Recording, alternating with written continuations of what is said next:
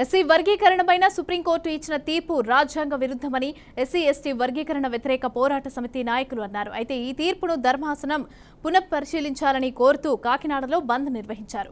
దళిత గిరిజనుల్లో ఐక్యతను దెబ్బతీసేందుకే ఎస్సీ వర్గీకరణ చేశారని వారు ఆరోపించారు. అయితే దళిత జాతి ఈ విషయాన్ని గమనించాలని కోరారు. ఎస్సీ వర్గీకరణ తీర్పు మాలలకు వ్యతిరేకంగా ఉందని 11 మంది ధర్మాసనంతో కూడిన బెంచ్ ఏర్పాటు చేసి తీర్పును పునఃసమీక్షించాలని అన్నారు. ప్రతి గ్రామం నుంచి మాలలు చైతన్యవంతులై పోరాటాలకు సిద్ధం కావాలని వారు పిలుపునిచ్చారు. ఎస్సీ రిజర్వేషన్ వర్గీకరణపైన కూడా పార్టీలు రాజకీయాలు మానుకోవాలని హితవు పలికారు.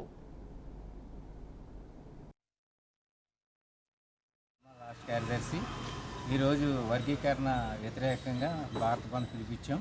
అన్ని దళిత సంఘాలు, ఎస్సీ లీడర్స్, పారిశ్రామికలు అందరూ కూడా మరి యొక్క ప్రైవేటు రంగాలు, గవర్నమెంట్ రంగాలు అన్నీ కూడా స్కూల్స్ కూడా మా యొక్క పిలుపు అందుకుని వారు దాన్ని అమలు చేశారు.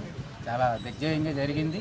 ఎందుకంటే ఇది ఏబిసిడి వర్గీకరణ అన్నది ముందు ఏంటంటే రిజర్వేషన్ లేకుండా చేయాలంటే కుట్ర చేస్తున్నారు మోడీ గారు, చంద్రబాబు గారు. ఆలోచించాలి.